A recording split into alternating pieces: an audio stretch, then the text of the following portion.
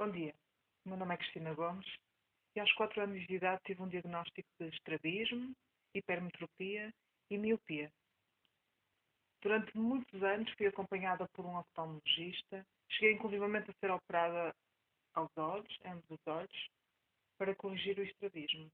No entanto, as coisas não correram assim muito bem e por isso tive que usar óculos durante praticamente toda a minha vida.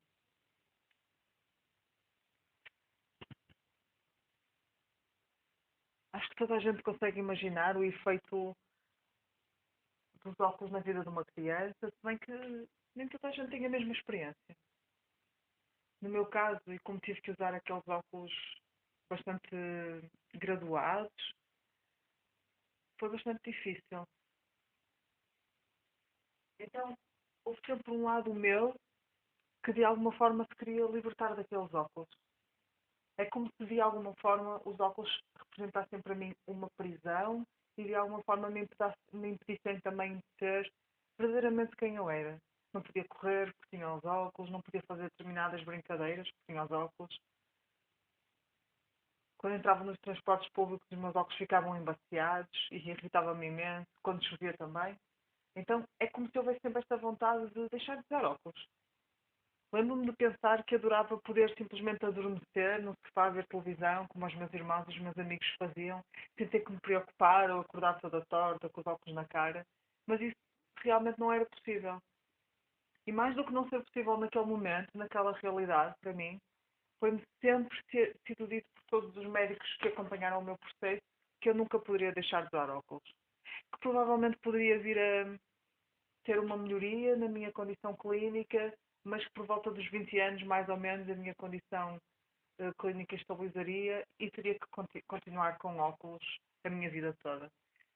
Ainda por cima, como tinha também estigmatismo, isso dificultava-me porque nem as lentes de contato eram propriamente indicadas na minha situação, porque não teria a mesma qualidade visual que teria com os óculos.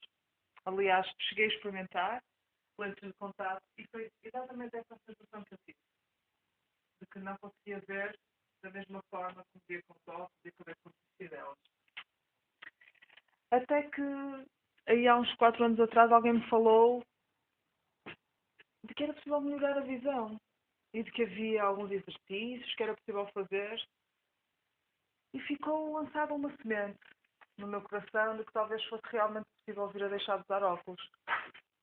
Mas não queria na altura dedicar muito a isso, então o assunto foi ficando na gaveta, até que uns tempos mais tarde encontrei um livro do Martin Brofman que se chama Melhor a Sua Visão e na realidade foi este livro que foi o responsável, o grande responsável, o grande catalisador por todo o processo de, de mudança que eu vivi na minha vida a partir daí. E como as coincidências não existem, no dia a seguir a eu ter comprado esse livro, a minha filha, na altura com 1 ano e meio, partiu-me os óculos, então eu decidi que aquele seria o momento, de facto, para iniciar aquele processo. E assim foi. Agarrei os exercícios, fiz as meditações propostas, entreguei-me realmente àquele processo. E aquilo que eu pude verificar na primeira pessoa é que quando fazemos um processo de melhoria de visão, é impossível não mudarmos realmente a nossa vida. Então, o que a visão natural no fundo nos diz é isto. Visão natural porquê? Porque naturalmente a nossa visão é clara. Então este processo de melhoria de visão não é nós partirmos de um ponto onde estamos e alcançarmos um ponto que está distante, que está longe de nós, mas é sim retirarmos estas camadas, retirarmos estes véus que no fundo nos impedem de ter a nossa visão natural, que é uma visão clara. William Bates foi um oftalmologista e em 1920 ele lançou esta ideia revolucionária. Ele é o grande pai do movimento de visão natural. Esta ideia revolucionária de que era possível melhorar a visão. Mas ele falou que ele defendeu a ideia de que todos os problemas de visão resultam de stress e que o antídoto para todos os problemas de visão era trazer relaxamento aos nossos olhos, trazer relaxamento à nossa vida. Outros autores acrescentaram outras ideias, E a ideia que mais me toca é esta ideia que foi defendida e apresentada por Martin Brossman, que é esta ideia de que, de alguma forma, todas as pessoas que têm problemas de visão não têm sido quem são realmente. É como se, de alguma forma, elas não se permitissem expressar realmente aquilo que elas são. Então, que leitura é que podemos fazer de um problema de visão? Se nós pensarmos que o nosso corpo é também um reflexo das nossas emoções, se nós pensarmos que tudo no nosso corpo é um reflexo da forma como estamos, como sentimos, como pensamos, como interagimos com os outros, então nós vamos perceber com alguma facilidade que os olhos e a forma como nós vemos estão, no fundo, um reflexo do nosso estado de consciência e da nossa forma subjetiva de ver o mundo, de nos relacionarmos connosco, de nos relacionarmos com os outros e de nos relacionarmos com o mundo. Então, de alguma forma, se eu vejo o mal, importa eu perceber que limitação existirá neste momento, no meu estado de consciência, que me impede de ter uma visão clara. Então eu posso usar o tipo de problema de visão como um espelho daquilo que poderá ser a minha realidade interior neste momento. Então se eu pensar, por exemplo, que tenho miopia, a miopia refere-se à dificuldade em ver longe. Então a miopia poderá, de facto, simbolizar esta minha dificuldade em ver o outro, em, em entrar dentro do universo do outro. Então é como se o miúpe tivesse, de alguma forma, uma tendência a se fechar dentro da sua bolha pessoal, seja porque considera que o mundo lá fora é inseguro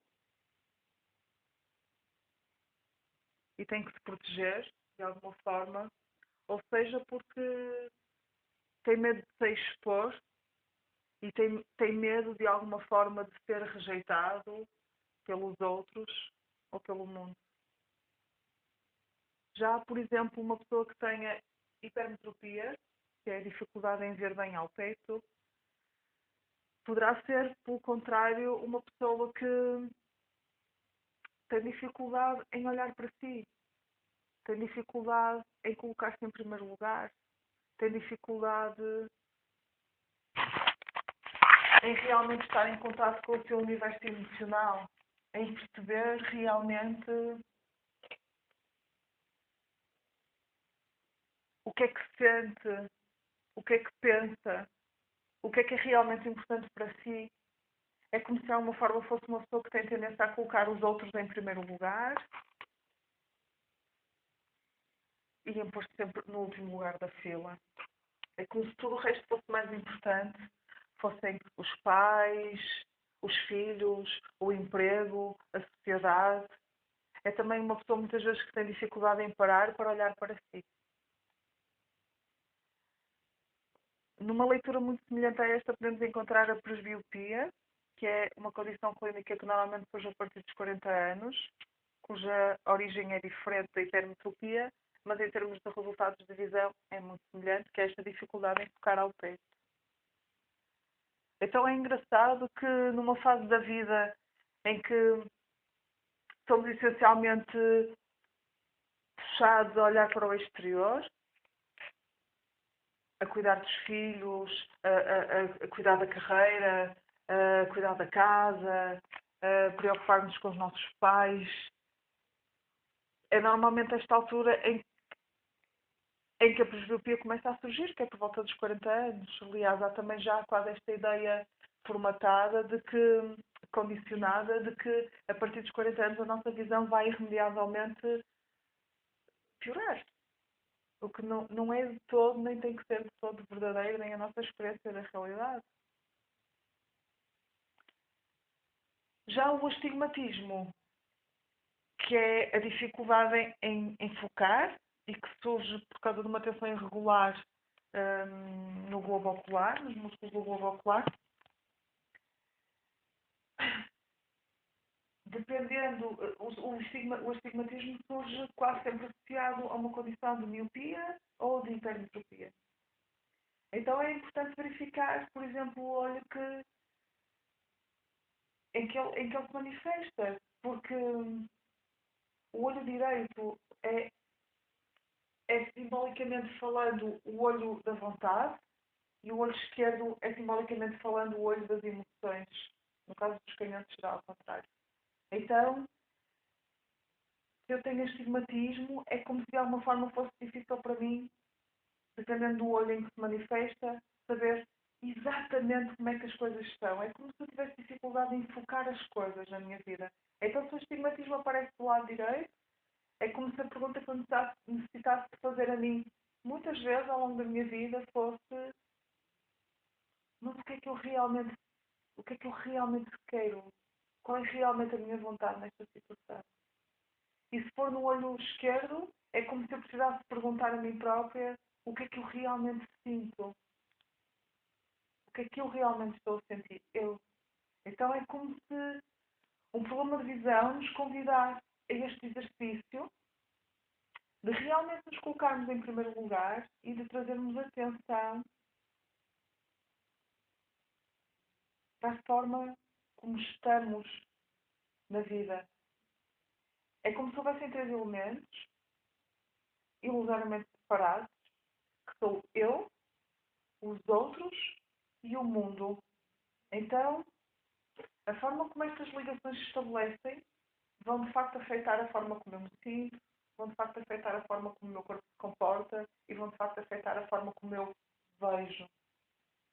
Então, se eu pretendo melhorar a minha visão, importa trazer à consciência onde é que estão as tensões. Importa trazer à consciência se eu tenho mais dificuldade em relacionar-me com os outros, se eu tenho mais dificuldade em relacionar-me comigo própria, se eu tenho mais dificuldade em me abrir no geral, ou se eu tenho mais dificuldade perante algumas situações específicas. Então é como se houvesse este convite de ser verdadeira. Martin Brofman, por exemplo, hum, foi diagnosticado um cancro na medula espinal e foi feito um prognóstico de 2 meses de vida, que ele superou largamente, ainda é vivo atualmente, e de boa saúde, penso eu. No fundo, ele acabou por beneficiar de um processo de melhoria de visão indiretamente. Aquilo que ele se propôs no momento em que ele soube que tinha apenas 2 meses de vida foi a ser feliz. Então, se o William Bates já nos diz que o stress é que causa os problemas de visão, e se o Martin Dossman, por exemplo, nos diz que uma pessoa que tem problemas de visão é uma pessoa que de alguma forma não tem vindo a ser quem é realmente, então há aqui este convite a eu ser quem realmente sou e a libertar-me das tensões que ocupam a minha vida e a minha consciência. Então, quanto mais feliz eu sou, quanto mais eu me permito expressar-me na totalidade de quem eu sou, mais relaxada eu vou estar. A atenção organiza-se e, por consequência, melhor eu vou ver. A atenção armazena-se no nosso corpo em diferentes locais.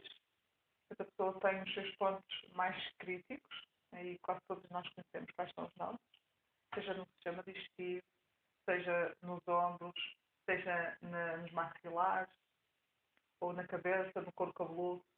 Então, acumulamos tensão nos olhos, os músculos específicos onde essa tensão se vai acumular, também nos traz uma mensagem.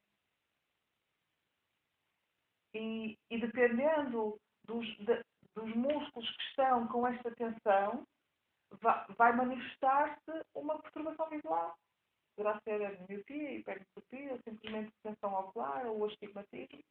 Okay. Então,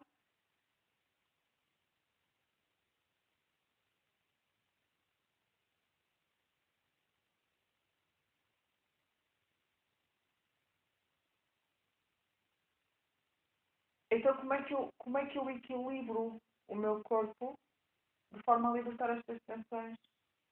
A visão natural trabalha com várias técnicas.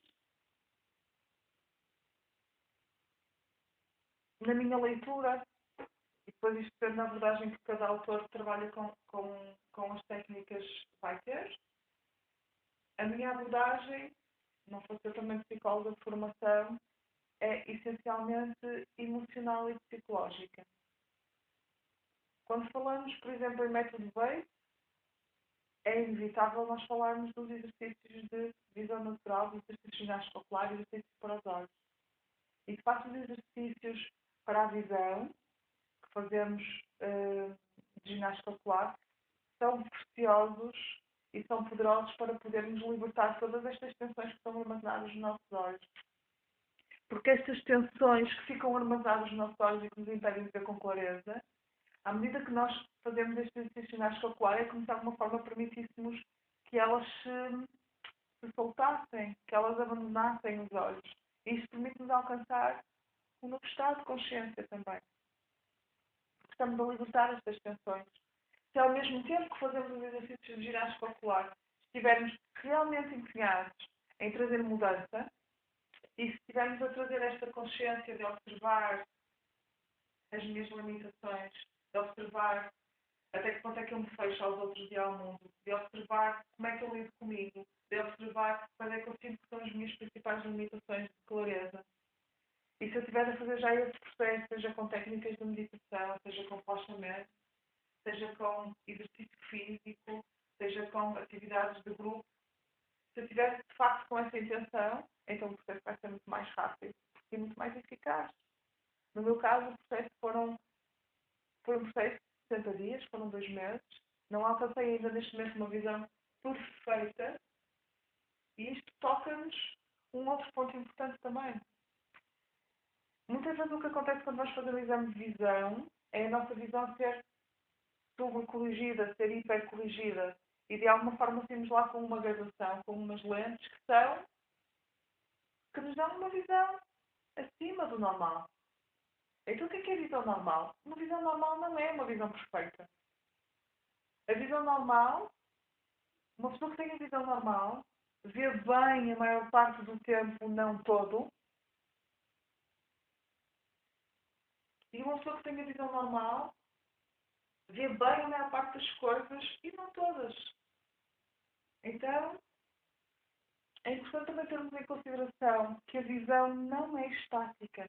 A nossa visão depende de como nós estamos, se descansamos ou se dormimos bem na noite anterior, depende se estamos de férias ou se estamos a trabalhar com uma carga horária muito exacerbada, depende de se estamos relaxados, se estamos de férias, se estamos com pessoas que nós amamos ou se estamos em contextos que não são agrestes. Se eu ando a comer bem, a alimentar-me bem, ou se eu ando a exagerar em comportamentos que não são benéficos para o meu corpo, tudo isto vai afetar a minha qualidade de visão. Então, o que eu gostava, acima de tudo, de passar nesta palestra é esta ideia de que tudo está interligado. A forma como eu vejo objetivamente o mundo depende da forma como eu vejo subjetivamente o mundo e como eu me vejo e me relaciono comigo também. Quanto mais eu me permito expressar na totalidade de quem eu sou, melhor a minha visão física vai acontecer.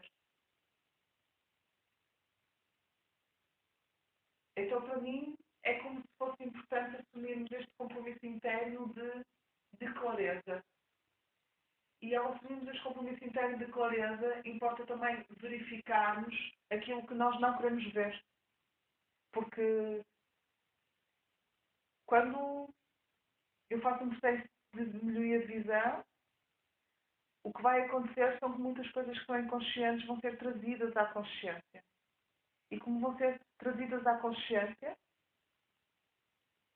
eu tenho que estar preparada para lidar, muitas vezes, com coisas que eu não quero ver. E são essas coisas que eu muitas vezes não quero ver que me impedem, realmente, de ter uma visão clara e satisfatória a maior parte do tempo. Obrigada.